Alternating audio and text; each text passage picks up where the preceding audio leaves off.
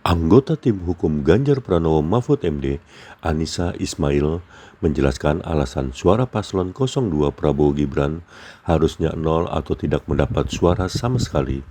Hal ini disampaikan saat sidang perdana sengketa Pilpres 2024 di Mahkamah Konstitusi pada 27 Maret 2024. Anissa menjelaskan bahwa paslon 02 diperoleh dengan melanggar asas-asas pemilu serta merusak integritas pemilu 2024. Anissa menjelaskan ada dua cara paslon 02 melanggar pemilu, yakni pelanggaran secara terstruktur, sistematis dan masif, dan melakukan pelanggaran prosedur pemilu. Perhitungan suara yang dilakukan oleh termohon adalah keliru, karena seharusnya paslon 2 tidak mendapatkan suara sama sekali. Hal ini dikarenakan suara paslon 2 diperoleh dengan melanggar asas-asas pelaksanaan pemilu sebagaimana diatur dalam pasal 22E ayat 1 Undang-Undang Dasar 1945 serta merusak integritas Pilpres 2024 dengan dua cara. Satu, melakukan pelanggaran yang bersifat TSM, dan kedua, melakukan pelanggaran prosedur pemilu. Bentuk pelanggaran yang bersifat TSM yang pemohon permasalahkan dalam permohonan akuo adalah nepotisme yang dilakukan oleh Presiden Joko Widodo yang kemudian melahirkan abuse of power secara terkoordinasi yang bertujuan untuk memenangkan pasangan calon nomor urut 2 dalam satu putaran pemilihan. Sedangkan pelanggaran prosedur pemilu yang dipersoalkan dalam permohonan ini adalah pelanggaran yang terjadi sebelum, pada saat, dan setelah penyelenggaraan Pilpres 2024. Sehubungan dengan pelanggaran TSM yang terjadi dalam Pilpres 2024, pemohon membaginya menjadi 5 bagian. Pertama, apakah Mahkamah Konstitusi berwenang untuk memeriksa pelanggaran TSM yang terjadi? Kedua, apa bentuk pelanggaran PSM yang terjadi dalam Pilpres 2024? Ketiga, bagaimana cara menyikapi pelanggaran TSM yang terjadi dalam Pilpres 2024? Empat, apa dampak dari pelanggaran TSM yang terjadi dalam Pilpres 2024 bagi perolehan suara paslon nomor 2? Dan kelima, apa dampak dari pelanggaran TSM berupa nepotisme yang dilakukan oleh Presiden Joko Widodo selama Pilpres 2024 bagi bangsa Indonesia? Pertanyaan pertama yang akan pemohon jawab sehubungan dengan pelanggaran TSM yang terjadi dalam Pilpres 2024 adalah, apakah Mahkamah Konstitusi berwenang untuk memeriksa pelanggaran TSM yang terjadi? Menurut hemat pemohon, Mahkamah Konstitusi seyogianya memeriksa permohonan akuo yang mempermasalahkan pelanggaran TSM berupa nepotisme yang kemudian melahirkan abuse of power yang terkoordinasi karena dua fakta hukum berikut. Pertama, adanya kekosongan hukum dalam undang-undang pemilu kita. Dan kedua, adanya instrumen penegakan hukum pemilu yang tidak berjalan secara efektif. Pertama, Undang-Undang Pemilu tidak mengatur mengenai nepotisme yang dilakukan oleh Presiden sebagai bagian dari pelanggaran TSM, karena Undang-Undang Pemilu hanya mengenal dua jenis pelanggaran TSM. Pertama, perbuatan atau tindakan yang melanggar tata cara, prosedur, atau mekanisme yang berkaitan dengan administrasi pelaksanaan pemilu dalam setiap tahapan penyelenggaraan pemilu sebagaimana diatur dalam pasal 463 ayat 1 Jungto pasal 460 ayat 1 Undang-Undang Pemilu. Dan kedua, pelanggaran jenis TSM dalam bentuk money politics sebagaimana dimaksud dalam pasal 286 Undang-Undang Pemilu. Kedua, penyelenggara pemilu yang ada tidak efektif dalam menjalankan tugasnya sehingga membuat Pilpres 2024 menjadi pemilu yang syarat dengan nepotisme dan pelanggaran. Ketidakefektifan penyelenggara pemilu bisa terlihat dari beberapa hal. Pertama, tidak independennya termohon, sebagaimana terbukti dari upaya termohon untuk memastikan diterimanya Gibran Rakabuming Raka sebagai kontestan dalam Pilpres 2024, mulai dari langsung menerapkan putusan Mahkamah Konstitusi nomor 90 tahun 2023 yang merupakan plurality decision, dan karenanya seyogianya dibaca menggunakan Marx Rule yang kali pertama dipertimbangkan dalam kasus Marx versus United States. Saya izin mengutip sedikit, Yang Mulia. When a fragmented court decides a case and no single rationale explaining the result enjoys the assent of 5 justices, the holding of the court may be viewed as that position taken by those members who concurred in the judgments on the narrowest grounds. Sedikit terjemahannya sebagai berikut. Manakala pengadilan yang terbelah memutuskan perkara dan tidak ada rasio tunggal yang menerangkan hasil dan mendapatkan persetujuan dari Hakim Agung, pendirian pengadilan dapat dilihat sebagai posisi yang diambil oleh anggota yang setuju terhadap keputusan atas dasar yang paling sempit. Kemudian dalam menerima pendaftaran Gibran Rakabuming Raka, termohon pun jelas melanggar peraturan KPU nomor 19 tahun 2023 yang kemudian belakangan terbukti sebagai bentuk pelanggaran etika. Ketidakefektifan penyelenggara pemilu yang kedua adalah DKPP yang melindungi termohon yang dipimpin oleh Hashim Asyari yang terbukti dari tidak pernah diberhentikannya Hashim Asyari dari jabatannya meski sudah 4 kali diputus melakukan pelanggaran etika, yaitu melalui putusan nomor 14 PKE DKPP tahun 2023 tertanggal 30 Maret 2023, putusan nomor 35 dan 39 PKE 2023 tertanggal 3 April 2023, putusan nomor 110 PKE DKPP tertanggal 9 Oktober 2023, dan terakhir di putusan 135, 136, 137 dan 141 PKE tertanggal 5 Februari 2024. Ketidakefektifan ketiga adalah Bawaslu yang tidak efektif dalam menyelesaikan laporan yang disampaikan kepadanya, sebagaimana terbukti dari terlalu formalistiknya Bawaslu dalam menanggapi berbagai pelanggaran yang terjadi di lapangan. Secara teoretis, kewenangan Mahkamah Konstitusi untuk memeriksa pelanggaran TSM yang terjadi dalam Pilpres 2024 lahir dari beberapa argumentasi berikut. Pertama, Mahkamah Konstitusi sebagai bagian dari kekuasaan kehakiman tidak seyogianya menolak perkara dengan alasan adanya kekosongan hukum, sebagaimana digariskan dalam pasal 10 ayat 1 Undang-Undang Kekuasaan Kehakiman. Justru Mahkamah Konstitusi seyogianya melakukan penemuan hukum guna dapat memeriksa permohonan akuo. Kedua, Mahkamah Konstitusi adalah lembaga yang didesain untuk menjaga dan melindungi konstitusi dan karenanya harus patuh pada desain konstitusionalnya sebagaimana diatur dalam pasal 24C ayat 1 Undang-Undang Dasar 1945, yaitu untuk memutus perselisihan tentang hasil pemilu dan tidak terjebak pada batasan yang dibuat dalam pasal 475 ayat 1 Undang-Undang Pemilu yang menjadikan Mahkamah Konstitusi sebagai mahkamah kalkulator.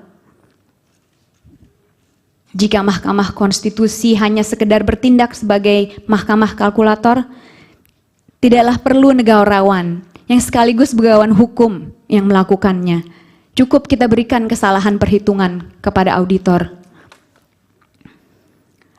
Dasar ketiga adalah Mahkamah Konstitusi sebagai cabang dari kekuasaan yudikatif secara institusional berwenang untuk mengawasi jalannya pelaksanaan kewenangan cabang kekuasaan eksekutif, termasuk termohon yang baru bisa terjadi jika Mahkamah Konstitusi kembali kepada marwahnya sebagaimana ditentukan dalam pasal 24C ayat 1 Undang-Undang Dasar 1945. Keempat, Mahkamah Konstitusi melalui putusan nomor 22 PHPUD tahun 2010 telah mengantisipasi terjadinya penggunaan kekuasaan sebagai jalan untuk memenangkan pemilu dengan menyatakan bahwa hegemoni kekuasaan yang tidak terawasi dalam proses pemilu dapat menghasilkan pemilu yang penuh kecurangan dan karenanya perlu untuk diulang. Hal mana merupakan refleksi sempurna dari Pilpres 2024. Jika Mahkamah Konstitusi berkeras bahwa dirinya hanya berwenang untuk memeriksa hasil penghitungan suara yang mempengaruhi terpilihnya pasangan calon, maka sama saja Mahkamah Konstitusi melegitimasi kecurangan dalam proses pemilihan umum.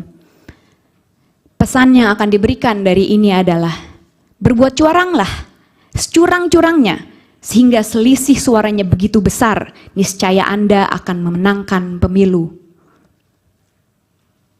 Karenanya, Mahkamah Konstitusi harus keluar dari zona nyamannya dan masuk ke area yang lebih luas demi kepentingan demokrasi yang ditegakkan atas dasar kejujuran dan keadilan. Mahkamah Konstitusi perlu kembali pada desain konstitusional awal yang ditetapkan baginya, yaitu untuk memutus perselisihan tentang hasil pemilu. Hanya dengan demikianlah Indonesia memiliki kesempatan untuk menyelamatkan demokrasinya. Pertanyaan kedua yang pemohon akan jawab sehubungan dengan pelanggaran TSM adalah, apa saja bentuk pelanggaran TSM yang terjadi dalam Pilpres 2024? Pelanggaran TSM yang dipermasalahkan dalam permohonan aku adalah nepotisme yang melahirkan abuse of power terkoordinasi yang dilakukan oleh Presiden Joko Widodo semata-mata demi memastikan agar paslon 2 memenangkan Pilpres 2024 dalam satu putaran. Sehubungan dengan pembuktian mengenai ada tidaknya nepotisme, maka penting untuk melihat standar beban pembuktian sehubungan dengan perkara PHPU di Mahkamah Konstitusi. Sebagaimana dimuat dalam putusan nomor 1 PHPU Pres tahun 2019, yaitu beban pembuktian formil yang mana beban pembuktian awal dibebankan kepada pemohon dan kemudian beralih kepada termohon.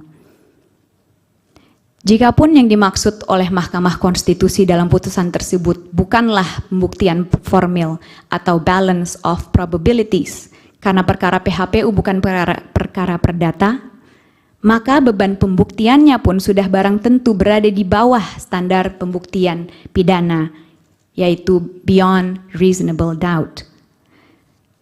Pendekatan beban pembuktian semacam ini yang berada di atas balance of probabilities namun di bawah beyond reasonable doubt digunakan di pelbagai negara di dunia dalam memeriksa perkara sehubungan dengan pemilihan umum. Dua contoh yang bisa diberikan sehubungan dengan standar pembuktian ini adalah di Malawi dan di Kenya, yang mana pertimbangan di Kenya adalah sebagai berikut. We maintain that in electoral disputes, the standard of proof remains higher than the balance of probabilities, but lower than beyond reasonable doubt.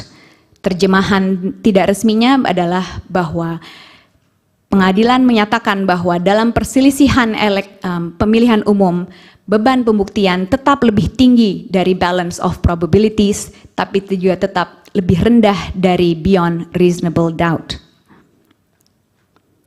Peralihan beban pembuktian dari pemohon kepada termohon pun merupakan hal yang lumrah terjadi secara internasional. Hal ini dapat dilihat misalnya dari pertimbangan hakim di Malawi yang menyatakan sebagai berikut.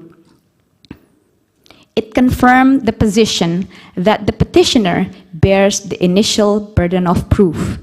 It then made it very clear that the moment the petitioner gives ample evidence in support of his grievance, the burden of proof definitely shifts to the respondent to give an explanation in answer. Terjemahan tidak resminya adalah bahwa memang pemohon memiliki beban pembuktian awal, tapi kemudian jelas setelah pemohon memberikan bukti yang cukup untuk menunjukkan permasalahan yang mereka mohonkan, maka beban pembuktian kemudian bergeser kepada termohon untuk memberikan penjelasan yang memuaskan. Nepotisme yang dilakukan oleh Presiden Joko Widodo dapat diklasifikasikan menjadi 3 skema.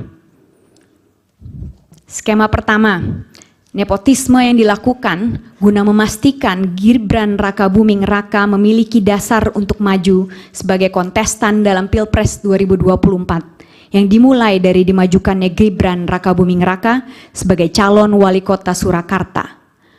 Lalu keikutsertaan Anwar Usman dalam perkara nomor 90 tahun 2023 sampai dengan digunakannya termohon untuk menerima pendaftaran Gibran Rakabuming Raka yang mana keduanya akhirnya dinyatakan melanggar etika. Nepotisme kedua adalah nepotisme yang dilakukan guna menyiapkan jaringan yang diperlukan untuk mengatur jalannya Pilpres 2024 yang dimulai dengan dimajukannya orang-orang dekat Presiden Joko Widodo untuk memegang jabatan penting sehubungan dengan pelaksanaan Pilpres 2024, khususnya ratusan pejabat kepala daerah. Bentuk nepotisme yang ketiga adalah nepotisme yang dilakukan untuk memastikan agar paslon 2 memenangkan Pilpres 2024 dalam satu putaran yang dilakukan dengan berbagai cara, mengadakan pertemuan-pertemuan dengan berbagai pejabat di berbagai lini, mulai dari pemerintah pusat hingga pemerintah desa, yang kemudian dikombinasikan dengan politisasi bantuan sosial, sebagaimana terlihat dari aspek waktu pembagian, aspek jumlah yang dibagikan, aspek pembagi bantuan sosial, dan tentunya aspek penerima bantuan sosial. Pertanyaan ketiga yang akan pemohon jawab sehubungan dengan pelanggaran TSM adalah bagaimana cara menyikapi pelanggaran TSM yang terjadi dalam Pilpres 2024. Menurut hemat pemohon, nepotisme sebagai bentuk pelanggaran TSM tidaklah boleh ditoleransi sama sekali keberadaannya. Karena beberapa hal. Pertama, nepotisme melanggar asas pelaksanaan pemilu, khususnya asas bebas, jujur, dan adil, dan karenanya menghasilkan pemilu yang tidak berpegang pada nilai konstitusi. Padahal pemilu seyogianya berpegang pada nilai konstitusi agar dapat mencerminkan kehendak rakyat sebagaimana dipertimbangkan di berbagai negara. Di Malawi, dalam perkara Arthur Peter Mutharika and the Electoral Commission versus Saulos Klaus Chilima and Lazarus McCarthy Chakwera pada tahun 2020, terjadi juga di Zimbabwe dalam perkara Morgan Tsvangirai versus Robert Gabriel Mugabe and 3 others pada tahun 2013 dan juga terjadi di Austria dalam perkara di Mahkamah Konstitusi nomor WI 6 yang dilakukan pada tahun 2016. Penyebab kedua adalah Undang-Undang Pemilu mendesain 2 jenis pelanggaran TSM, yaitu pelanggaran berdasarkan skala untuk pelanggaran administrasi pemilu dan pelanggaran berdasarkan jenis untuk money politics. Nepotisme seyogianya digolongkan sebagai bentuk pelanggaran terstruktur, sistematis, dan masif berdasarkan jenis, yang artinya keberadaannya sekecil apapun harus dilihat sebagai pelanggaran berjenis TSM karena akibat dan pelakunya yang menyerupai money politics. Ketiga, nepotisme yang dilakukan oleh Presiden Joko Widodo untuk memenangkan paslon 2 dalam satu putaran memiliki dampak yang sangat luas karena menimbulkan abuse of power yang terkoordinasi yang dilakukan oleh seluruh instrumen kekuasaan. Aparat penegak hukum dijadikan alat kampanye dan pengontrol massa. Kementerian dijadikan pembantu presiden untuk urusan pemenangan dengan diberikan target suara. Kepala daerah dijadikan tim pemenangan lokal yang mana penolakan akan berujung pada pencopotan atau penyidikan. Dan kepala desa pun dijadikan ujung tombak pengumpul suara, di mana masing-masing diberikan target bahwa paslon 2 harus mendapatkan lebih dari 50% suara. Jika tidak, maka bantuan sosial tidak disalurkan dan aparat akan memproses mereka secara hukum. Pertanyaan keempat yang akan pemohon jawab adalah, apa dampak dari pelanggaran TSM yang terjadi pada Pilpres 2024 bagi perolehan suara paslon nomor 2? Dampak utama dari dilakukannya nepotisme yang kemudian melahirkan abuse of power terkoordinasi adalah melesatnya perolehan suara paslon 2 sehingga dapat memenangkan Pilpres 2024 dalam satu putaran. Model penggunaan kekuasaan yang paling nyata adalah pembagian bantuan sosial oleh pemerintah yang menyasar masyarakat desa yang kemudian diatribusikan pada sosok pribadi Presiden Joko Widodo. Ada 3 hal mengenai ini yang ingin kami bahas lebih lanjut. Pertama, bantuan sosial yang diberikan secara spesifik menyasar masyarakat desa dengan memanfaatkan kepala desa yang menurut kajian Edward Aspinall dan Ward Berenschot sebagai penghubung antara masyarakat dengan negara yang bisa secara efektif mempengaruhi preferensi pilihan masyarakat desa. Hal ini dibuktikan lebih lanjut melalui survei LSI pasca Pilpres 2024. Hal kedua adalah bantuan sosial diatribusikan kepada sosok pribadi Presiden Joko Widodo, sebagaimana dinyatakan oleh Ketua Umum PAN yang merangkap sebagai Menteri Perdagangan Zulkifli Hasan maupun Ketua Umum Partai Golkar yang merangkap sebagai Menteri Koordinator Bidang Perekonomian Airlangga Hartarto. Hal ini seolah diafirmasi dengan pembagian bantuan sosial langsung oleh Presiden Joko Widodo di berbagai lokasi di seluruh penjuru Indonesia.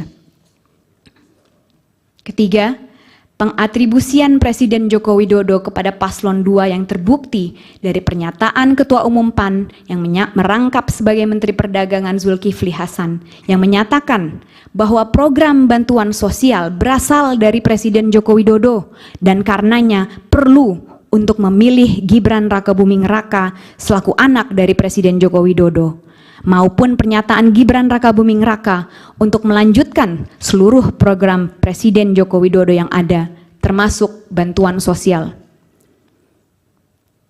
Dengan pengatribusian ini, maka terjadi penjangkaran atau anchoring di benak masyarakat bahwa pasangan calon nomor 2 adalah pasangan calon yang dipilih oleh Presiden Joko Widodo, sebagaimana terbukti dari survei yang dilakukan Populi Center yang menemukan bahwa mayoritas responden atau sekitar 55,7% menilai paslon 2 paling mampu melanjutkan program Presiden Joko Widodo. Bahkan elektabilitas Prabowo Subianto meningkat dengan kehadiran Gibran Rakabuming Raka sebagai calon wakil presiden dari Prabowo Subianto. Presiden Joko Widodo menguatkan persepsi publik mengenai keberpihakannya kepada paslon 2 dengan tidak menyangkal dan tidak mengklarifikasi keberpihakannya.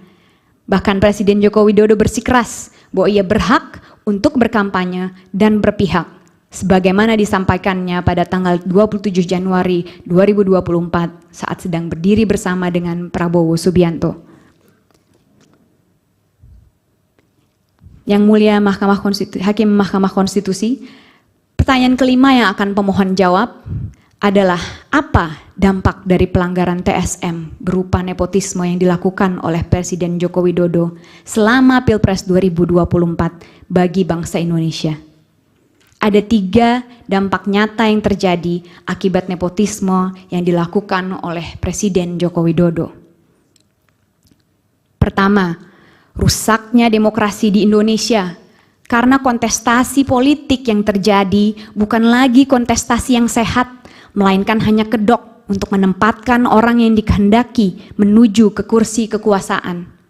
Hal ini melanggar maksim Vox Populi Vox Dei, memunculkan apatisme pemilih dan mendegradasi kepercayaan publik pada institusi pemerintahan yang ada. Dampak kedua, munculnya pertunjukan bobroknya etika politik oleh penguasa dengan adanya nepotisme dan abuse of power yang dilakukan oleh Presiden Joko Widodo. Ada 3 sumber etika yang dilanggar oleh Presiden Joko Widodo. Etika politik yang bersumber dari hukum, khususnya Undang-Undang Administrasi Pemerintahan dan Undang-Undang Penyelenggaraan Negara Bebas KKN, etika politik yang bersumber dari tujuan bernegara, dan juga etika politik yang bersumber dari sumpah jabatan presiden. Pelanggaran etika ini faktanya memicu reaksi keras, tak hanya dari sivitas akademika, namun juga dari pemuka agama serta elemen masyarakat lainnya yang sayangnya semuanya diabaikan. Dampak ketiga dari nepotisme ini adalah munculnya pelanggaran lanjutan sebagai akibat dari contoh pelanggaran yang dilakukan atau bahkan instruksi yang disampaikan oleh Presiden Joko Widodo. Abuse of power yang dilakukan selama Pilpres 2024 tersebar di hampir seluruh pelosok Indonesia yang dilakukan oleh Polri, TNI, kementerian dan lembaga, pemerintah daerah, dan bahkan pemerintah desa. Hal ini sudah mendapatkan sorotan khusus dari Komnas HAM di dalam catatan Komnas HAM atas penyelenggaraan pemilu serentak 2024.